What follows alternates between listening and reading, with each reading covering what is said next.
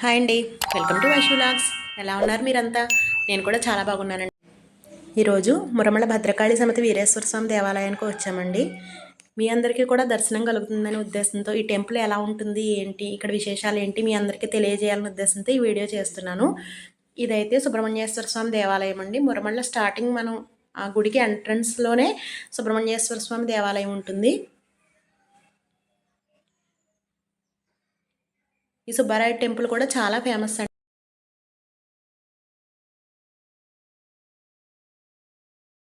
మనకి ఏదైనా పీడకలు వచ్చినప్పుడు కూడా ఈ సుబ్రహ్మణ్యేశ్వర స్వామి దర్శనం చేసుకుంటే ఆ పీడకలు అనేవి ఇంకా రాకుండా ఉంటాయి. ఈ వల్లి దేవసేన సమేత సుబ్రహ్మణ్యేశ్వర స్వామి చాలా ఫేమస్ అండి.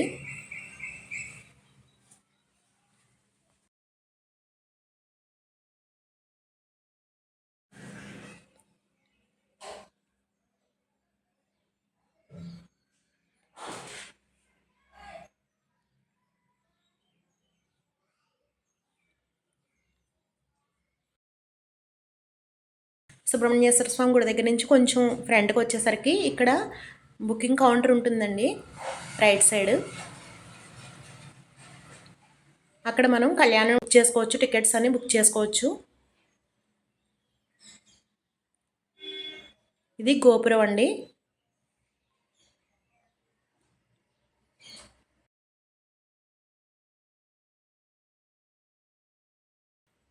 ఇది ధ్వజస్తంభం. కార్తీక సోమవారాలు అయితే అసలు టెంపుల్ ఖాళీ ఉండదండి. ఈ గుడి అంతా కూడా 108 ప్రదక్షిణాలు చేసేవాళ్ళు చాలా ఎక్కువ మంది ఉంటారు. మనకు అసలు ప్రదక్షిణం చేయడానికి కూడా అసలు ఖాళీ ఉండదు ఈ టెంపుల్లో. నేనేంటంటే ఖాళీగా ఉన్న రోజున వీడియో తీస్తే మీకు చూడడానికి బాగుంటుంది, నాకు కూడా ఫ్రీగా ఉంటుంది అని చెప్పేసి ఈరోజు వీడియో చేస్తున్నాను.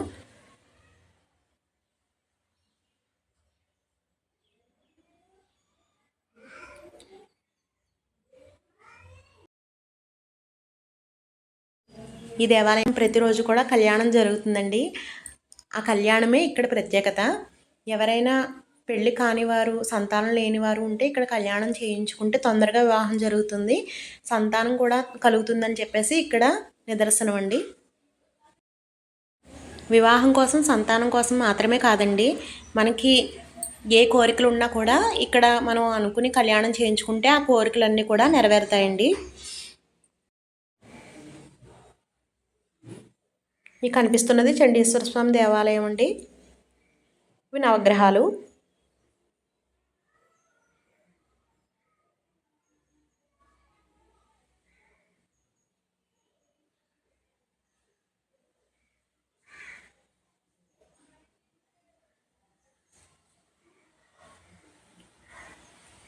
ఈయన చండీశ్వర స్వామి అండి.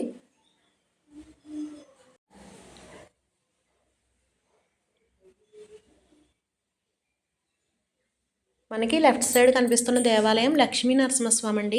ఈ లక్ష్మీ నరసింహస్వామి ఈ దేవాలయానికి క్షేత్రపాలకుడు స్వామి. ఇక్కడ దర్శనం చేసుకున్న తర్వాత మనం కంపల్సరీ వెనకాల ఉన్న లక్ష్మీ నరసింహస్వామి దేవాలయానికి కూడా వెళ్ళి దర్శనం చేసుకోవాలండి.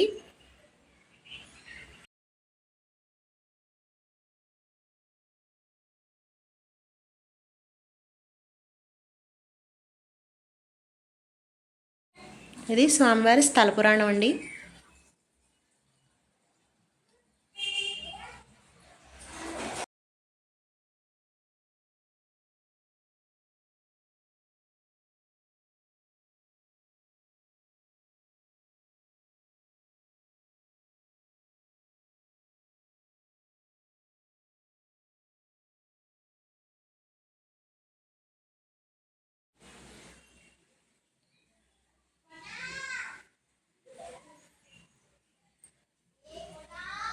ఇక్కడ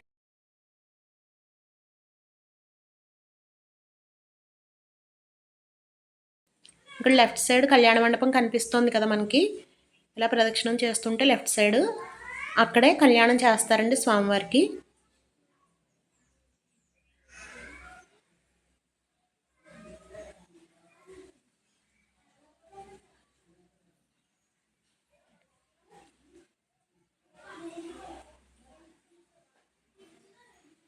ఇక్కడే ఈ సింహాసనం మీదే స్వామివారి కళ్యాణం జరుగుతుంది. ఇది స్వామివారి పల్లకి అండి.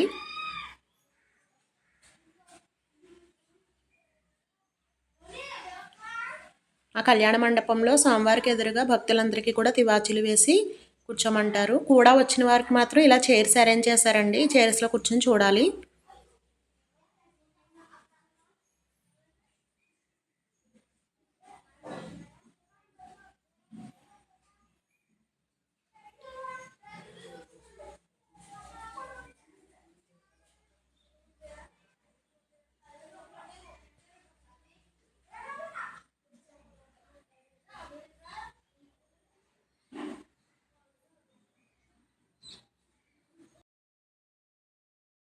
ఆలయంలో జరుగు పూజా కార్యక్రమాల వివరాలండి ఇవన్నీ కూడా.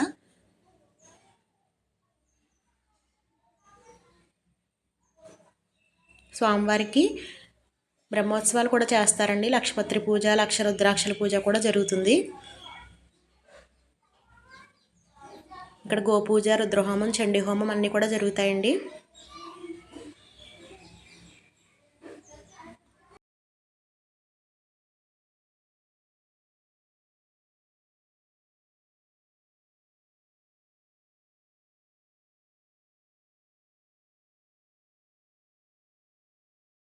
ఇక్కడ కళ్యాణం జరిపించుకోవాలంటే జన్మ నక్షత్రాన్ని బట్టి చెప్పి మనకి ఏ రోజు నప్పుతుందో కళ్యాణం కూడా వాళ్ళే చెప్తారు. స్వామివారికి అభిషేకం జరుగుతోందండి.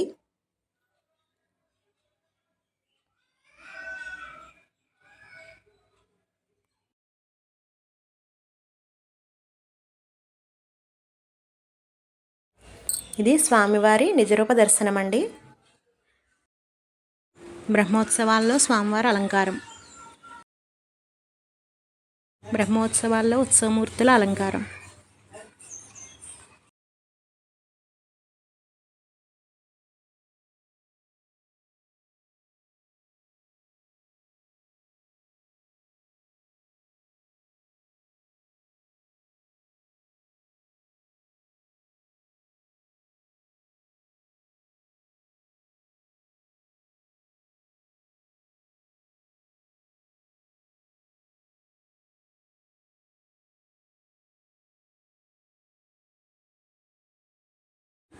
స్వామివారి ఊరేగింపు సేవ.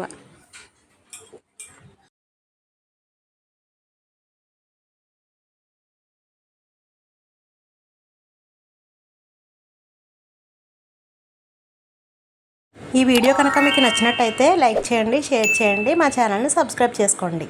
Thank you for watching.